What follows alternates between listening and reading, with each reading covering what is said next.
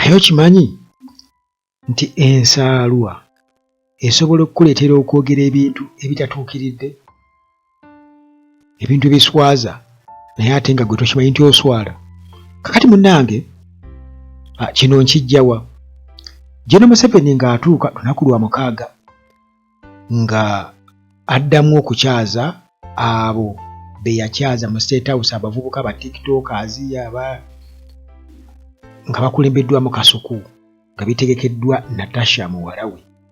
Kakati bano bagenze Kisozi wano mu Gomba district era ne bagenda ku ranch ye nga ente zirya wali omuddo eno nkugambye ebifaananyi byabadde bingi, fulufiga ng'alaga amulabye.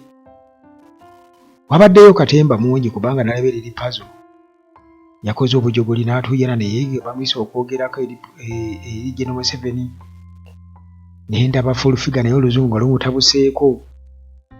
Kale kwegamba bingi nnyo oba olya bye baafunyeemu.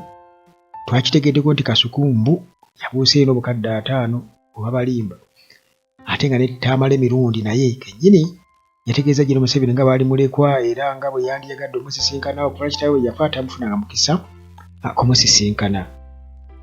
Ndowooza puroguramu ne bazikola era Kasuku ye yasabye ssente jjajja ze mbu General Museveni ze yabasuubiza era n'agamba nti agenda kubawa biliyoni 5 ze bagenda oteeka mu sako nga zaba content creators. Kale ebyo mu bufunze bye byabaddeyo naye nga tugenda ku nsonga enkulu ye ya General Museveni okwogera bye yayogedde mu ngeri y'ensaalwa ku Bobi Wine nga taswadde. Munnange General Museveni ng'atuuka akawaŋŋamula ng'agamba nti tosobola kubeera ku myaka tosobola kubeera ku myaka 40 ng'okyeyita omuvubuka era nga okuba mu bavubuka omuliro oba influencinga okubeera nga bawakanya ebyo bye balaba ng'ebikyamu mu gavumenti byabadde bigambo bya General Museveni. Naye nga sinamuddamu munnange njagala omanye nti aba Hillside View Apartments bano basangibwa wali janyi ku kyaki, kino kisangibwa ku Entebbe Road.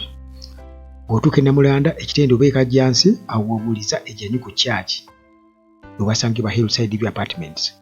Kati ate nno aba Maintenance Palace balina solar systems okusinziira ku busobozi bwo. Bwe noyagala solar panels 400 ng'oyagala kukola power house yakabi bajja zikuwanikirayo muganda wange, sente zo zikusalako. Kakati bano beba Maintenance Palace balina ebyamazzi byonna bwe kalonda yenna akola mu byamazzi bamulina n'ebyamasanyalaze babirina. Kakati gwe munnange tobeera eyo mu nzikiza ng'owooza kimu bannange umeme yatubonyaabonya neyo iddiseewo naye kati yino etandise. Aba Maintenance Palace kubanga luno terugenda kuggwa, luno balita lutaakome ng'eggwanga baali mismanaging nga buli kimu, transformer zonna nkadde zikuba bukubi, tetumanyi gye baateeka ssente. Kale eyo nga tuvuddeyo tudde ku General Museveni n'ensaalwa gy'alina ku Bobi Wine. Kwegamba atunuulira Kyagulanyi ku myaka egyo n'atuuka n'okwagala okumukuza nti oyo mukulu nange byakola nabikola. Miriam Matembe yatugamba nti Museveni teyalina yadde n'akantu weyewambira obuyinza. Kati ate Museveni atulimba mbu yagula lwakitula ng'alina emyaka 22 mbu najja okugula wano ekisozi eggomba mbu ng'alina emyaka 4 ali mu myaka 4 mbu awo yagulirayo mbu kati Kyagulanyi okuddaawo okubalimba bonga bwali omuto ku myaka 4 mbu bw'obeera n'emyaka 4 oba mukulu otoba mwana muto. Kakati ate gwe ow'ekinana atugamba ekinana ate nga abantu bagamba oli mu 9. Kati ate gwe tukukolere ki? Kitegeeza tuli batuufu. Museveni agamba nti Bobi Wine takyali mwana muto era tasaanye kwogerera abavubuka butasaanye ku influencinga bavubuka. Tasaanye. Jjukira nti baatugamba tebalina kye bajja nako kati tumanyi kubanga Abanyankole baamulangira mu kalulu k'Olukumi-9 nga bamugamba nti gwani akumanyi kaki koolina ogenda owuunyeera osula mu banno mu mikwano gyo tolina koolina. Singa baali bakimanyi nti Museveni ddala yagula traktura ku myaka 22 baali badde mumulangira bwaki. Kale yagamba yafisanga akasente, bwe yafisa akasente mbusomesa n'agenda n'agula Lwakitula. Naye ekyo si kyensonga. Kale agezaako kwekomparinga ku Bobi Wine naye ate mutabani we ali mu myaka 52 kati ate ye ebintu byano bikusobera. Kugamba bakugoba ku nswa ate bo basembera. General Museveni ebintu bingi byazze ayogera era nga bino oyinza okugamba nti muli mutima gwe alina ensaalwa ku Robert Kyagulanyi Ssentamu, si alina obuganzi mu bantu, naye yakola kyonna ekisoboka okwejjayo nga Bobi Wine ng'omuvubuka mu ghetto.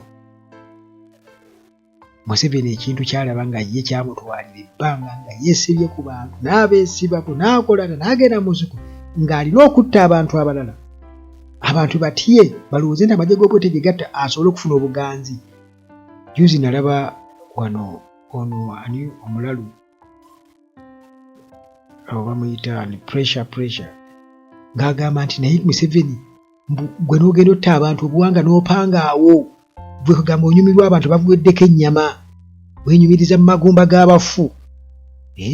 Yabadde mutuufu kubanga ng'abantu bano beewala n'obuwanga bweruweeru naye nga ate obuwanga bweruweeru abantu abaafa bayitire bagenda kulogerako batwalayo emitumbu omutwalo buguno gwe mutwalo gwendeese simanya twalira ddala abo abaagala bw'entebe ya General Museveni yalinamu yalo nga bwate bw'alaamiriza ng'asuddeyo omutwalo mu ntala naye nga takimanyi nti omutwalo gw'asuddeyo waliyo abantu nga bo balya 3,000 oba 2,000 buli miiru gyagenda okulya agenda n'asasulayo ebbiri ze ne bamuwa ezija mu ssente ze.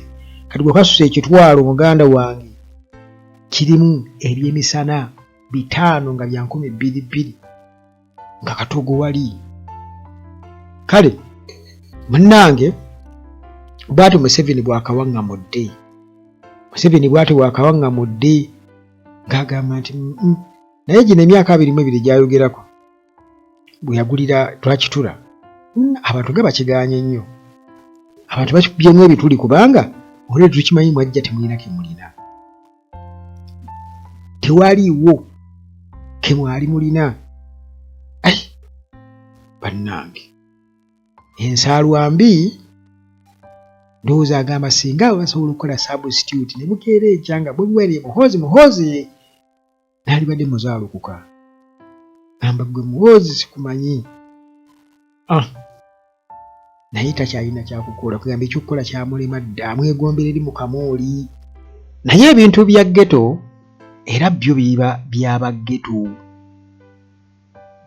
Museveni yasooka ne yeesiba ku ghetto, mu ghetto ye Katwe be baagitandikawo ng'era agezaako kumaakinga ne Bobi Wine yakatona atugamba nti yali pulezidenti wa ghetto ebiseera ebyo. Kaakati